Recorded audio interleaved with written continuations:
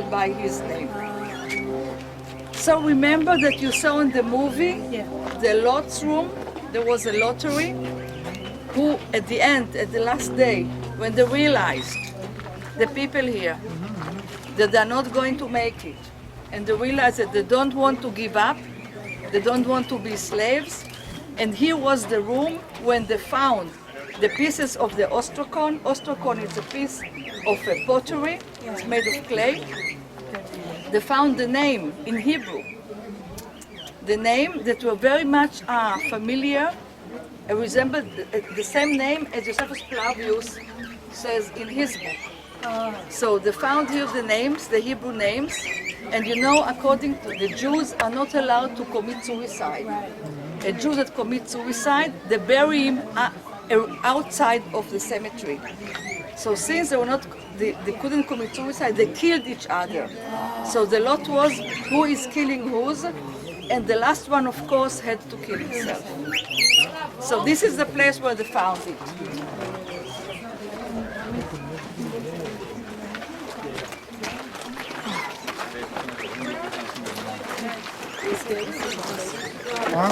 Es el historiador más conocido que ha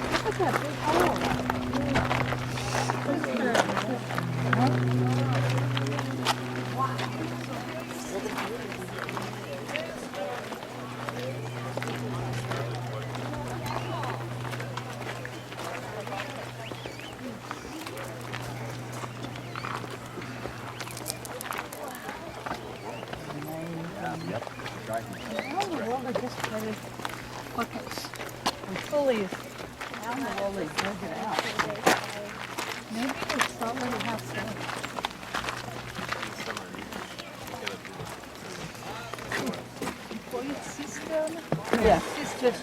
How do you think did they dig it out? Oh, how did they dig it out? This would be In easy. Hebrew, it's Bor Mayim. If you look at what the Bor Mayim. how they digged out, you know, the stones.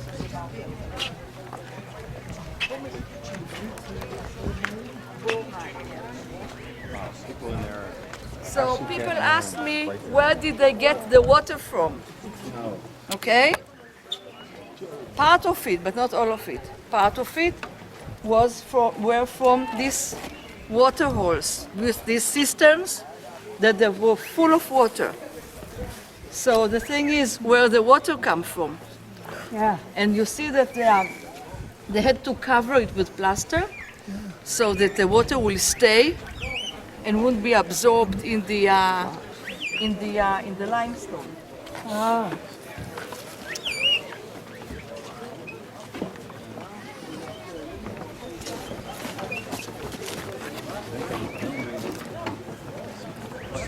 And what you see here,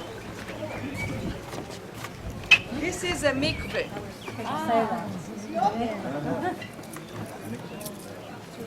A mikveh is a ritual Jewish bath. And the Jews, they use the mikveh a lot, they use the water There are special laws about it, regulations, how to fill it up. What is the minimum depth that it should be? Where the water should come. The water, you can't get water to the mikveh from everywhere. So when you see a mikveh, a place like this kind of pool, so with a small stairs to it, then you know that here was a Jewish community. We can see it a lot in front of the southern wall of the temple in Jerusalem. You see the big stairs when you go up to the southern wall, and there they found many mikvehs. So which means that there was a Jewish community. So probably the Jewish community there, they are Zalos who came here in the 70s. Yeah. How many people were here total?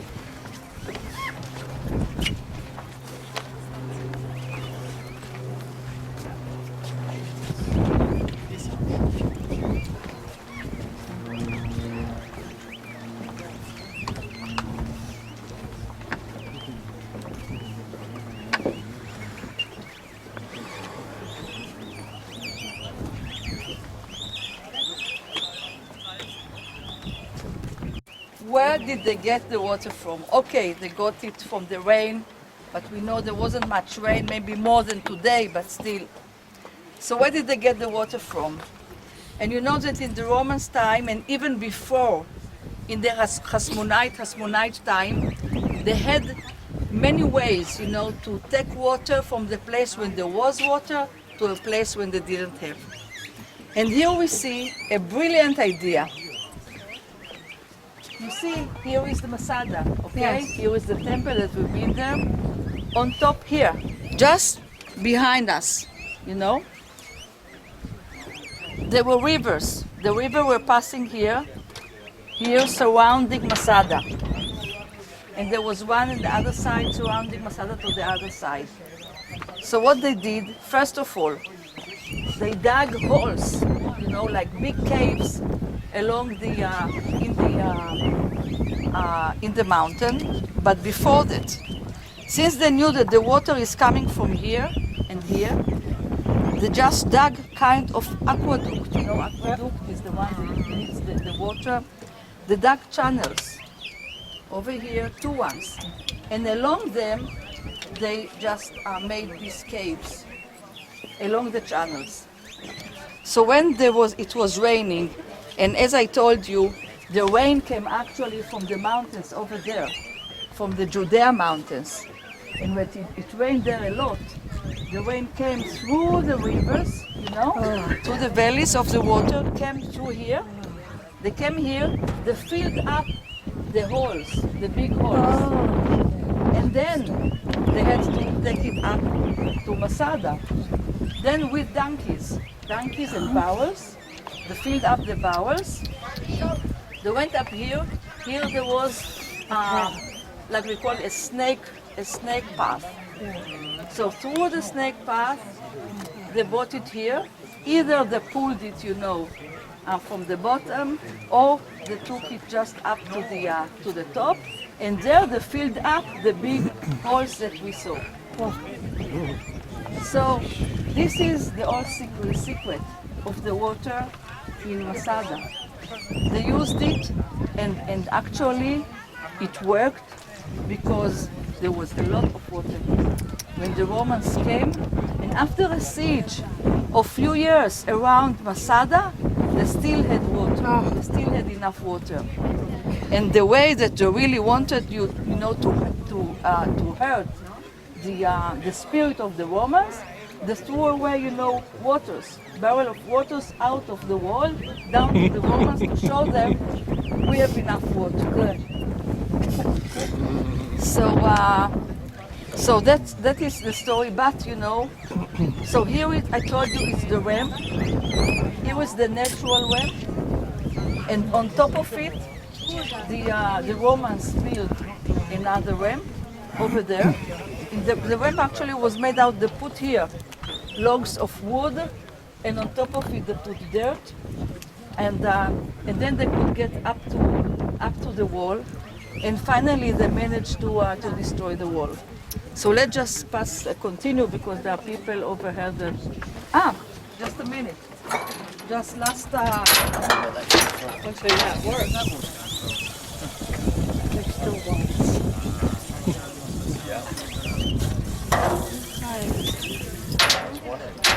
And the most important thing is to see how it works, whether it works.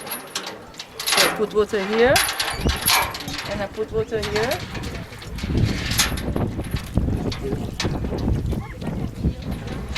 Oh, look at And that. you see the water goes and fill up the holes. All right, now we can go on.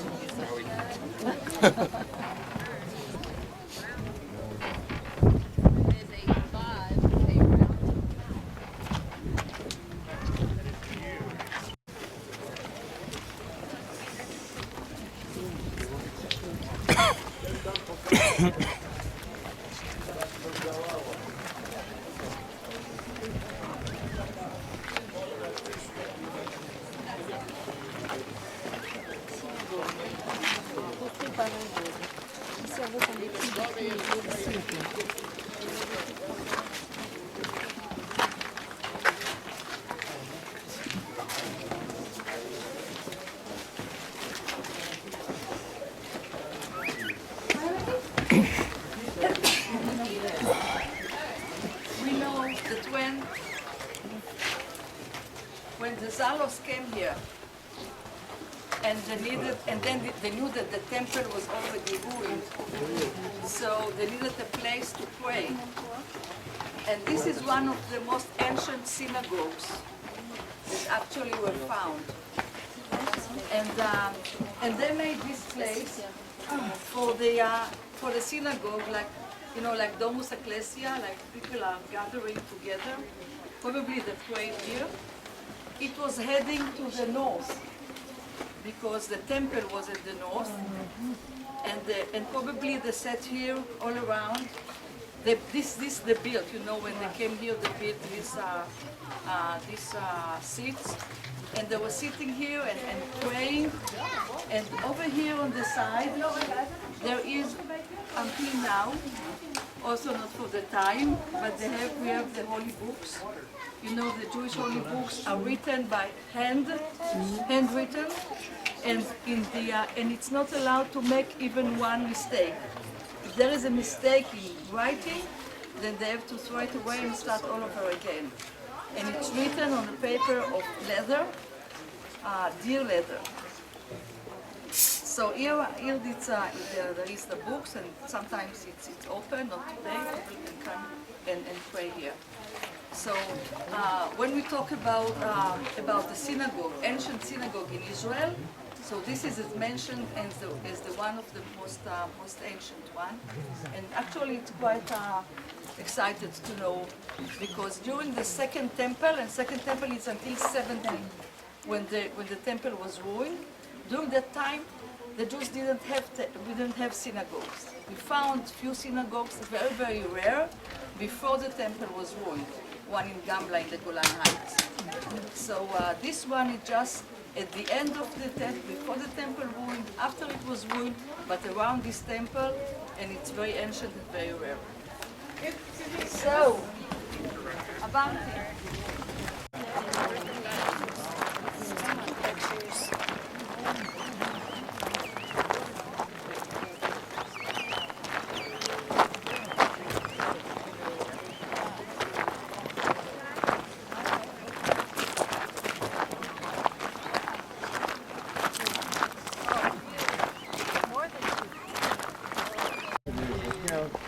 All the time, everybody does. I don't have to agree.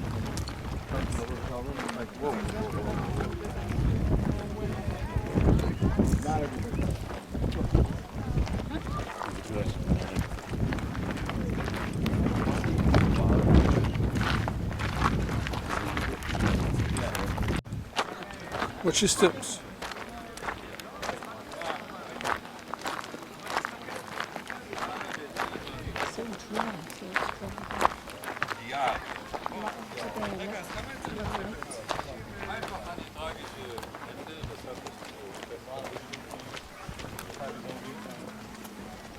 Masada ist auch ziemlich groß, aber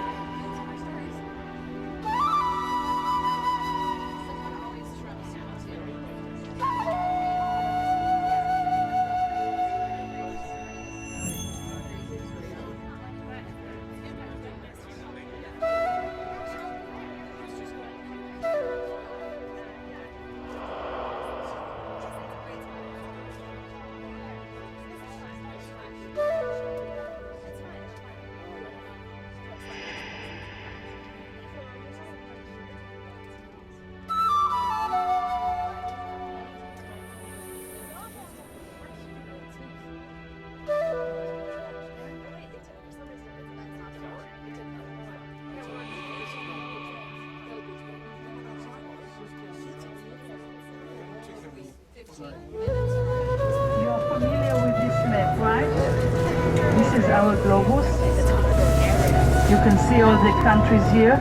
Everybody can identify his own country. Right? El Salvador as well. Okay.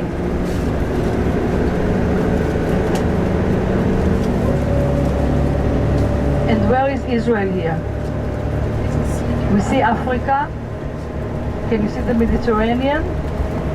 Okay.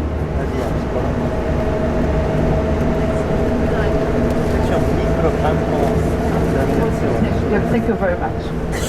So, Israel is one small dot over here.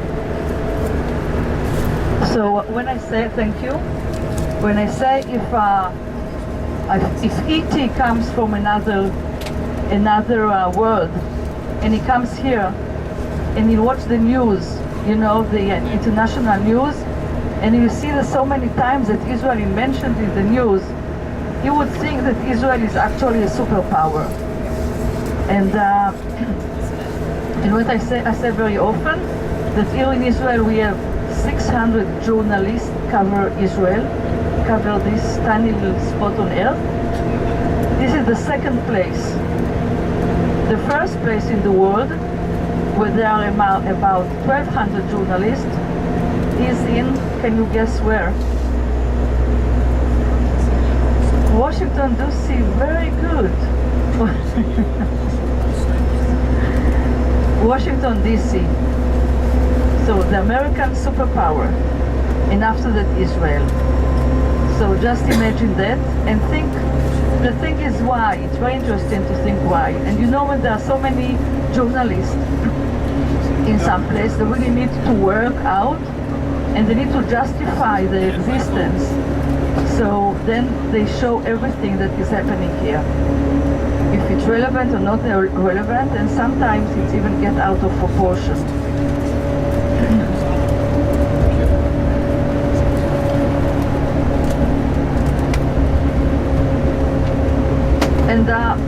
And now we see this little point that we saw in the globus. This is Israel. From top to bottom, it's about 450 kilometers. From the very top point to the very south one, it's Elat. And when there is, in the borders of 67, well, all the world wants us to go back to the borders of 67. For example, from Netanya.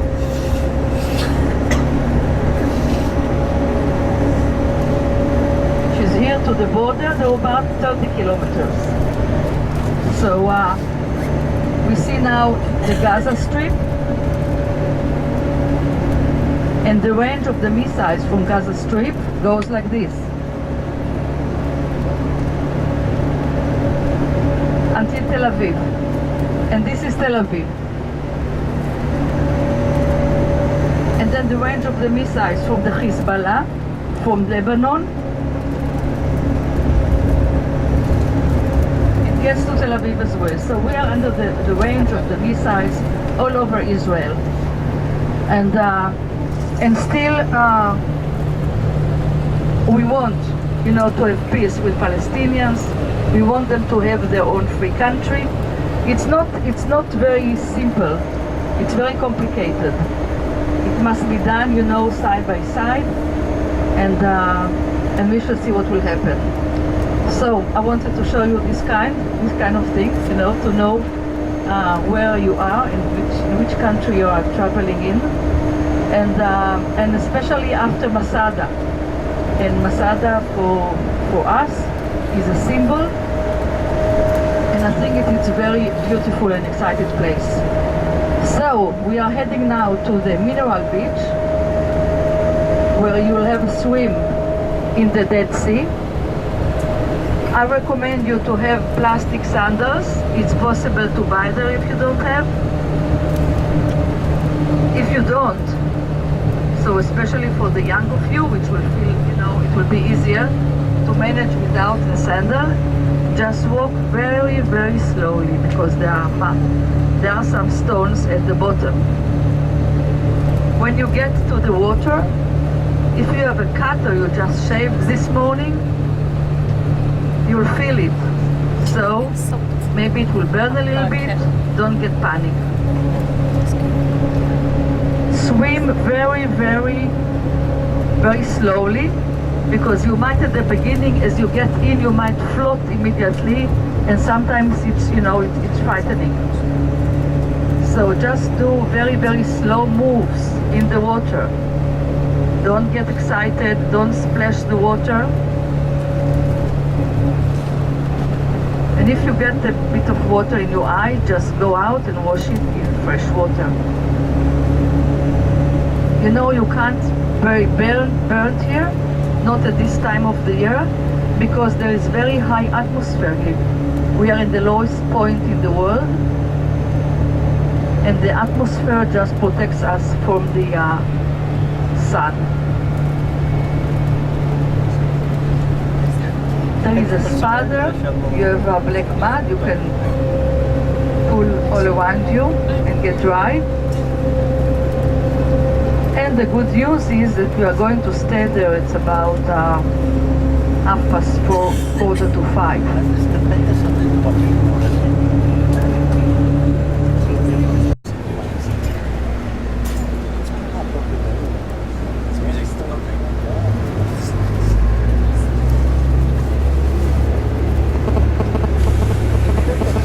Lo stile rispetto a quello delle Giordanici sono gli effetti sicuramente.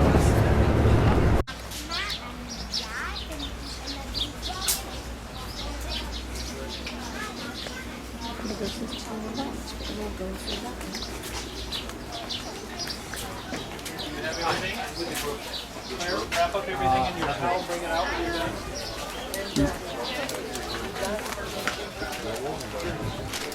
Get the locker. You need costume? No. We have. We have all. You can get the locker. Oh, shall I? Wait. Yes, thank you. Get locker from here, 20 shekels. Where did you get?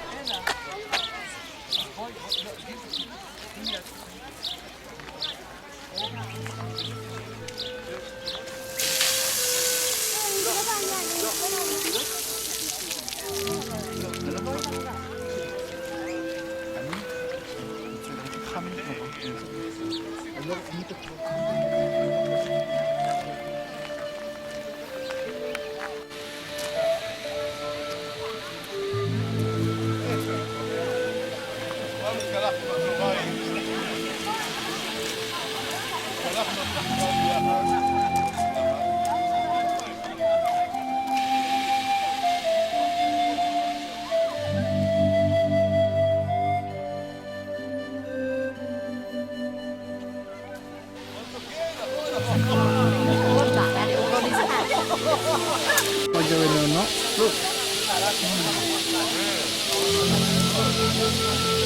Where's all the rest of it? The only restaurant?